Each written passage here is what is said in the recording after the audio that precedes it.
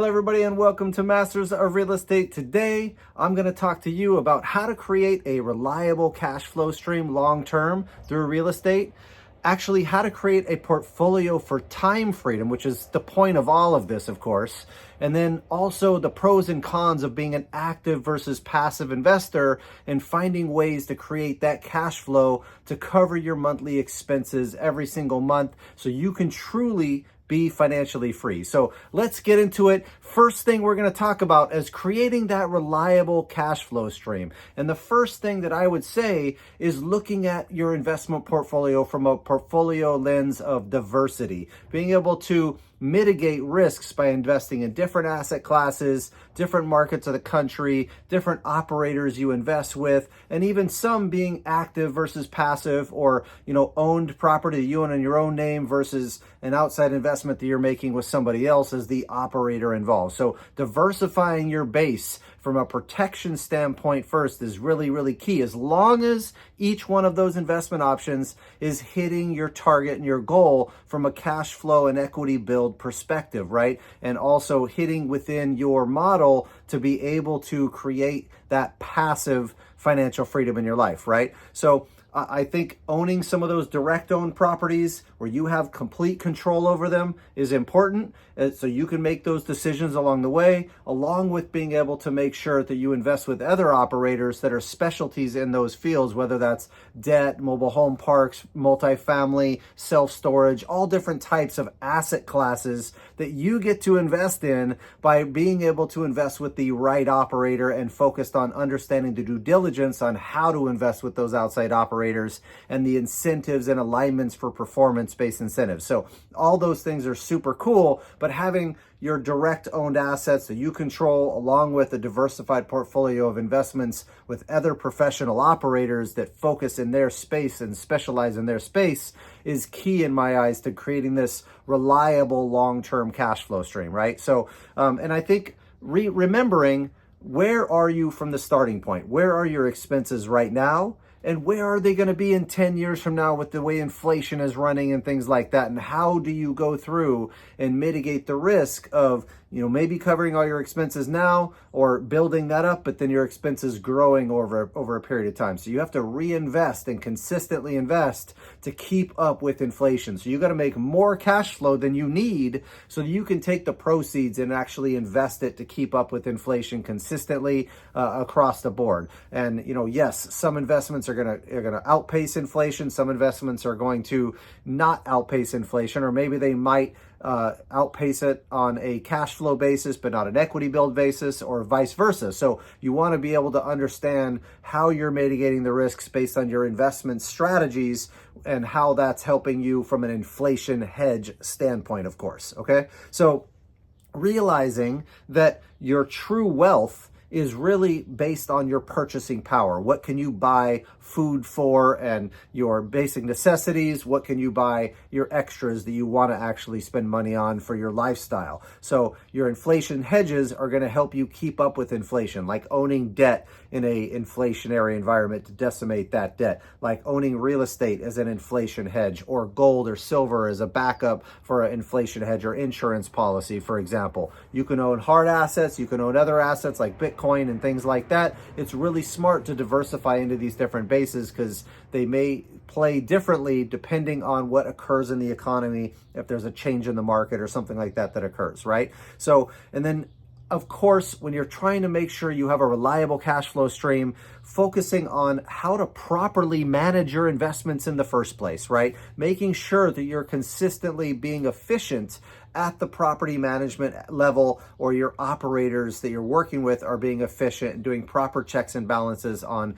their systems to make sure that they are covered correctly there, right? And making sure that they're as efficient as possible and really optimize to best use of that asset consistently. And so one other thing that you should be doing is to consistently analyze what your return on equity is if you were to redeploy the cash after taxes and sales costs that you would get to redeploy into new assets that will create an additional cash flow. Are you making 2% on your equity right here that you would have gotten out of it, and you can turn that into 8% money over here or 10% money over here? how can you reposition your portfolio consistently to take advantage of additional cash flow streams. Now, you might want to also consider the growth and long-term cash benefit of the equity growth of those assets too, the tax benefits and things like that, and then not just your cash flow for cash flow. So it needs to be looked at in a holistic approach,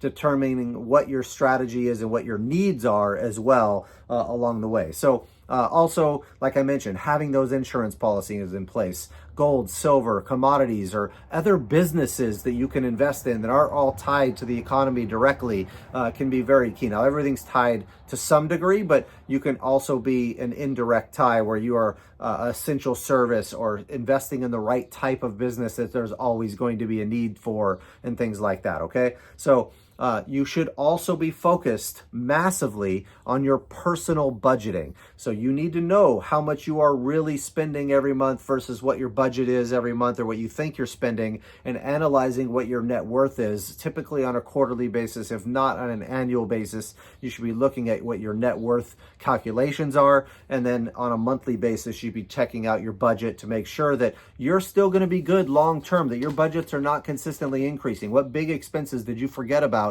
or vacations or cars or schools or different stuff that you might have to pay for down the line, okay? So that's some strategies you can deploy when you're trying to develop reliability of cash flow streams. Now, if you're trying to focus specifically on time freedom, how you create that time freedom in your life. So, do you want to be more passive or active in your investments, right? So do you have the time to be active in your investments? Because there's a lot more that goes into that when you're an active investor than a passive investor.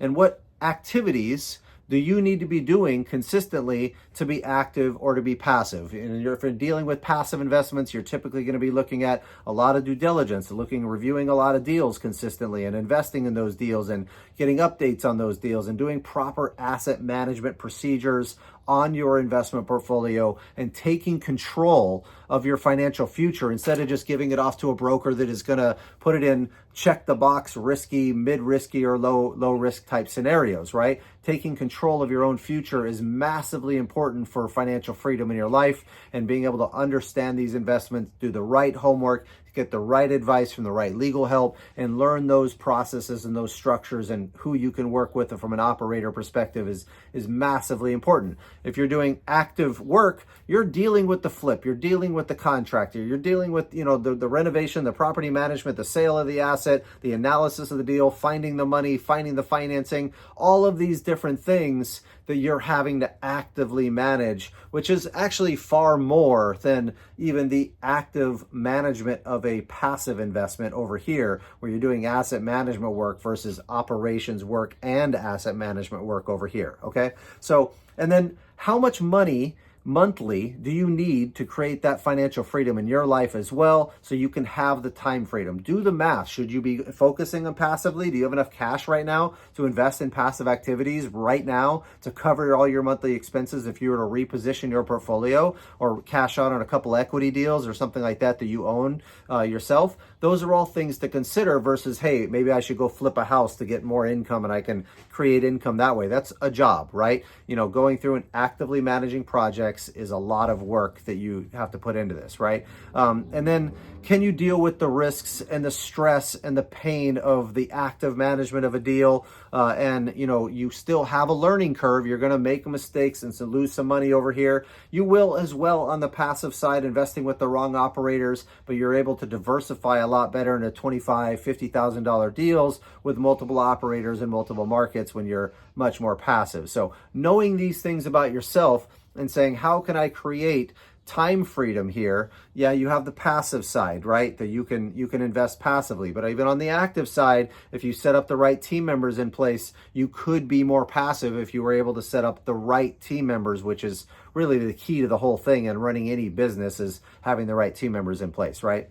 And then which strategies do you think you want to invest in, and how are they going to actually create time freedom in your life, right? Which ones are going to be time sucks? Which one are actually going to be, not time wasters that you're going to be create that income without that? And you should be looking at your return on investments the same way and saying, okay, on my active deals, if I made a 20% return on investment, what is my time worth? Is it worth 10, 12%? And so passively, I'm okay with a 8, 10% rate or a 6% rate over here. On the passive side of things, what's the pros and the cons? And it depends on what the equity build is. On the asset side, of course, too, you have other tax benefits associated with each type that you want to consider as well. But if you pull your time out of it, how much are you really making on your money? And then, of course, finally, the pros and cons of being an active versus passive investor, right? So there are some really big benefits of being an active investor, right? You get to learn how to add value to an asset and control your financial future by specializing in specific assets. After flipping over 1,000 houses ourselves, we specialize in flipping houses. That doesn't mean that we don't take hits. That doesn't mean that we don't, make mistakes. Of course we do. But at the same time, you go through and you can find ways of mitigating those risks and becoming specialists so that those risks get less and less and less along the way, and you build those factors in when you're doing your flip business or your active investing business, right? You can create these, active income streams to boost your available cash and invest in those passive opportunities. So if you don't have any cash, then it's really important to be active so that you can add value through your labor to be able to create cash flow streams, whether that's actively managing a renovation, whether that's, actively managing the entire project as a whole from an asset management perspective, helping to raise some of the capital on the deal, going through and doing property management, finding the deal. There's a lot of ways to make money where you can get those chunks of cash to then invest passively in these outside opportunities. But it doesn't always have to be your cash. A lot of private investors have capital that don't understand some of these concepts and really could use some amazing help. So it's important to be able to understand some of these things and the ways you can add value to a project to make money on that particular project, okay? So you're adding value by by focusing on helping other people to achieve their goals at the same time. And you can get a piece of the deal every time for doing that strategy, right? And so, and many of those strategies, you can also build a cash flow stream that way. It doesn't have to be a fix and flip project. You can help build equity in a deal that way by building your own cash flow stream from that regard, okay? So some of the cons, of course, still trading your time for money when you're active. Until you can get to that passive level, you're still going to be trading that time and, stuck in that position, right? It can be capital intensive, stressful, there's learning curves, and you can, quite frankly, lose a lot of money. I've taken my punches in the face along the way, and I can tell you right firsthand that you can lose money when you're an active investor. You can lose money on a passive side too, but many times you're limited just to your investment dollars. You're not actually going through and, qualifying for the financing and taking on additional risk above your current investment into that deal, okay? So some of the pros of being passive: you don't have to do any of the operations work, which is huge, right? And you don't have to put up all the capital yourself. You can put up a small chunk of capital on a deal versus if you're active over here, you're typically going to be responsible for finding all that money to come into that deal, right? You also don't have to qualify for the financing or the risk any more than your current investment amount, like I was mentioning. So you're not taking on that personal guarantee and that liability of the debt that you would take on when you're being an active operator on a deal.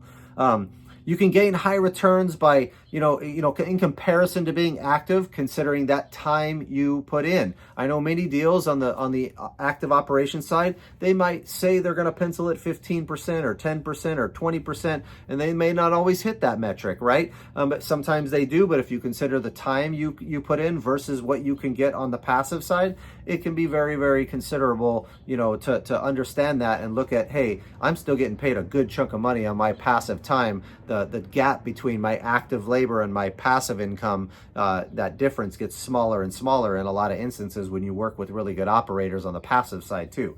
So you can typically build your own diversified portfolio by putting money with these different operators, different asset classes, and different markets, so that way you also mitigate risk in that way, and you're building a cash flow stream through those different strategies. Now, on the con side, you're giving away some of your active operations and control ability, right, to an operator that's going to do all the work for you and control that deal and refinance it and do whatever needs to be done to operate that deal. So you're betting on that jockey, you're betting on that operator to do the work. And so it's really important to do your homework on that operator up front so that you know who they are, what their investment strategy is, what their experience is, etc., across the board. But you can actually go through and diversify to mitigate this risk of lack of control because you're just a limited partner now, not the general partner on that deal. Okay. And then typically there could be a lot of upfront work that you have to deal with as well. So, of course, on that upfront work, when you're dealing with this,